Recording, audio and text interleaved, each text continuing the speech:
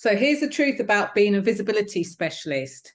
Every time I go to hit record, there's always a door that slams, a toilet that flushes, a drill that goes off by the builders in the background, a glass that clanks onto a plate, something that falls. There'll always be that. And why do I share that with you today?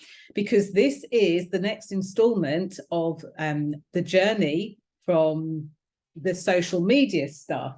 So I thought I would record this very quick audio today and just kind of like put it out there and get it out there, because I guess the message behind that is everything doesn't have to be perfect. It doesn't have to be perfect.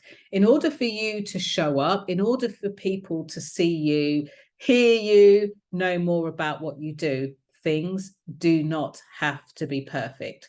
And just in case this is one of the first times you've hit upon one of these audios, my name's Jenny Kovacs, and I speak, I consult, I mentor, I train professionals and business owners and organizations to be visible and to be confidently seen and heard. And I'm really passionate about this topic. I can't even tell you how passionate I am about the topic, but I'm passionate about this field of visibility, which I've been in at the time of recording for 12 years. I'm passionate about it because many people, despite being successful, despite doing what they love, despite finding their passions, their purpose, their career options, have yet to find their authentic and true voice. Many people that I come across have really tolerated with being overlooked, or they've tolerated just being taken the wrong way, not being taken seriously. And I'm especially passionate about the presentation or the presenting of this stuff.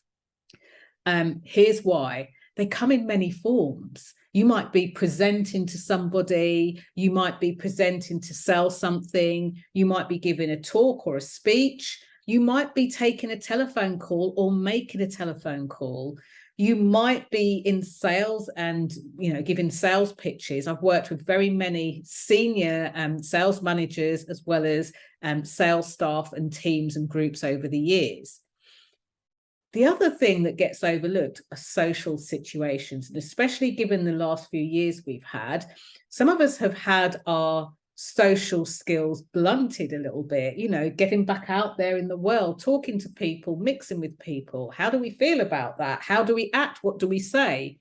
So there might actually be social situations, and especially when those social situations have got to do with work, this can be or can present a bit of a challenge. So there's so many more instances, and if you can think of other things that have you kind of stop and say, oh, I'm not sure I can do this, then by all means, feel free to share in the comments below, and I'll make some content video camera-ons where I'll talk about some of those things and give you some tips and ideas.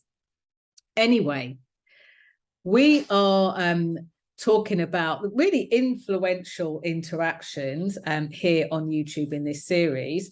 And I've been talking a lot about examples of the difference of being online or being on social media, and why I really love doing this on YouTube. Now, I'm not here to persuade you about anything, to tell you to do something, or to pitch anything to you. But what I am here to do is to give you some ideas to think about, and hopefully some tips of ways to be even more visible, even more seen, even more heard.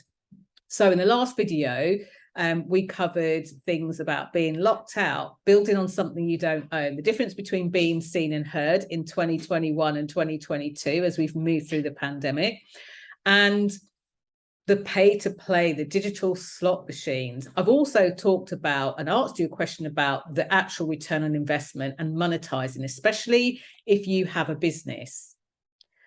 So today I'm going to cover 1, 2, 3, 4, 5 things very quickly.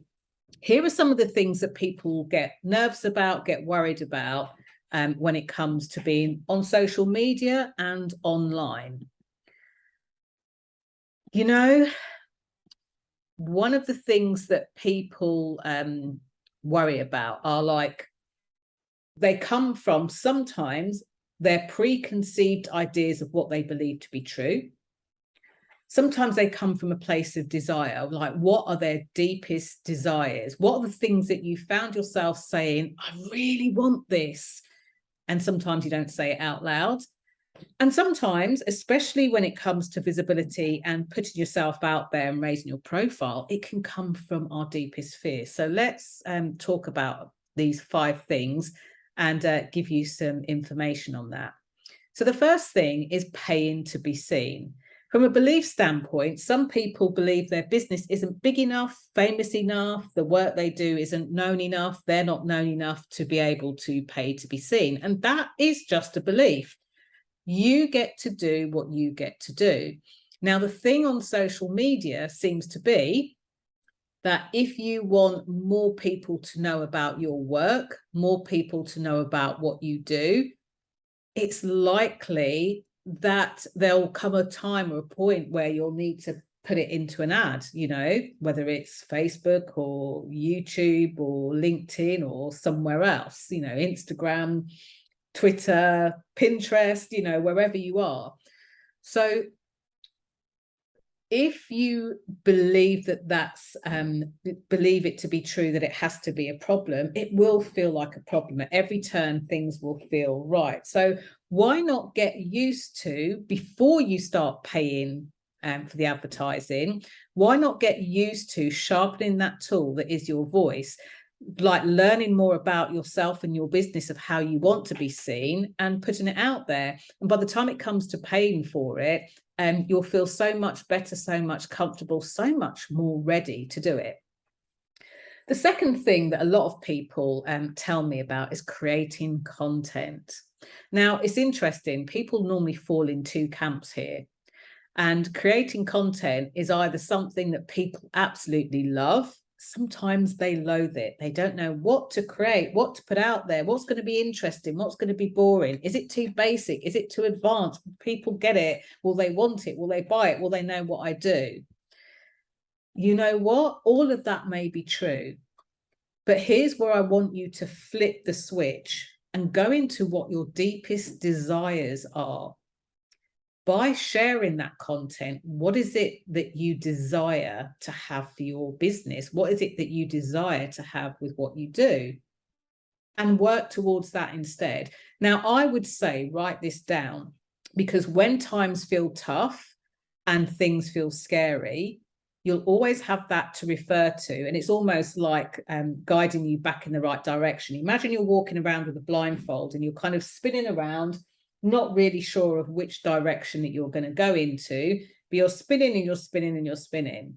Well, when you have that kind of that North Star to follow, when you know what it is you really deeply desire, it makes it easy to pick yourself up, dust yourself off, and put yourself out there. So you can do this by creating content online. And if you're creating content, for example, on a place like YouTube, you have the ability for people to comment underneath. You have the ability to interact. You have the ability to find out what people want. And you have the ability to work out when somebody hasn't listened or watched anything and they're just spamming you, basically. So you have the ability to do whatever you want. It's your business and you get to run it in the way that you want to. People often almost whisper, like, but what do I have to do to get visible? One of the biggest fears that I come across in this work as a visibility specialist is people worry that they're going to have to be online 24/7. And actually, depending on who your clients are, like where they are, what they do, how you want to position and lay down your business, and how you want to have your credibility perceived, depends on how much it takes for you to be visible. But the one thing that I can definitely categorically tell you, in order to do any of that, regardless of what size of audience you might be aspiring to have, you never, ever need to do it 24/7. You just don't. So if that's a myth that you might have bought into, it doesn't have to be that way. You can batch content. You can segment your week so you can have times where you create certain content. In the fourth pillar of the visibility activator system, I talk a lot about this, because one of my things that I never want people to do is to burn out while they're having this business. I don't want you to dive so deeply that you fall out of love with what you do, that you burn out, that you get overwhelmed, or that you feel tired. Not on my watch. So in terms of being online or on social media or on YouTube, you get to lay out the information and the content that you want in the way that you want to. And it doesn't have to be 24 hours a day, 7 days a week. So the next thing is the aggravating algorithms. And just recently I heard of someone else who I know really well, who is being taken out of play on social media on a couple of platforms, the related platforms. And it doesn't have to be this way. Rather than aggravating algorithms, you can agitate them, as in shake them up a bit. And the best way to do that is to be authentically you, be visible with the kind of impact that you want to make in an authentic and real way. Share your stories, share what makes you tick, share why you do what you do, share what that means doing what you do, share the hows. You know, if people think that they can get your life's work by you sharing a how on a 5-10 minute video, half an hour video, they're really mistaken. But it might be the thing they need to kind of give them a gentle push in the right direction to then pick up more of what you're putting down. And I think video is a really great way to do this. And you can see, for those of you that prefer maybe audio, there are platforms like Clubhouse, but you can do a combination of like a podcast or even something like this, where you stream your audio out to the world like this on a video platform. Now, the last one is one of the things that for me, like, can make being online, and specifically on social media, because people tend to target you more, is hate speech. So anyone who is a fan of my work or knows my work knows that I don't do any isms. Racism, sexism, you know, I don't. If you don't like religion, if you don't like somebody's gender, if you don't like their sexuality, then politely hop off and go on to somebody else's patch. I don't have any room to endorse or encourage hate speech.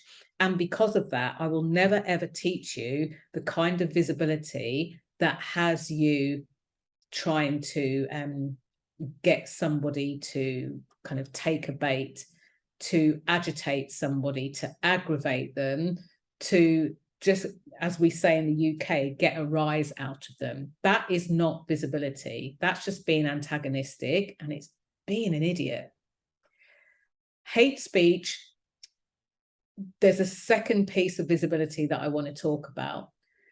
I have seen over the years how people can sometimes be attacked by hate speech. And yes, you can report them on all the different platforms, or whichever platform you see them on. Some platforms are better at dealing with this than others. But what about being an ally for somebody? Even if you're not part of the LGBTQ community, you can still be an ally for them. Even if you're not part of the Black community, you can still be an ally for them. Even if you're not a person of color, Indigenous, you can still be an ally for them. And even if you don't understand non-binary and the different gender conversations going on, or you're not a religious person, it doesn't matter. You can still be an ally for a group that you're not part of. And if you don't know how to be an ally, get educated, listen to the conversations, ask people more about their experiences, and get to know people within those different places. I've seen this work so beautifully online, and I know that you can do it too. So if there's a part of your work, a part of your message that can demonstrate real allyship, not paying lip service, but real allyship. You can stand shoulder to shoulder, arm in arm with somebody else, even if they come from a marginalized community, a section of society that you're not familiar with. Even if you're able-bodied and they're not, or vice versa, you can still stand for others. Let's clean up how people converse and share online. Let's share, let's like metaphorically open our arms and start to embrace the brighter side of being online. Hopefully helpful.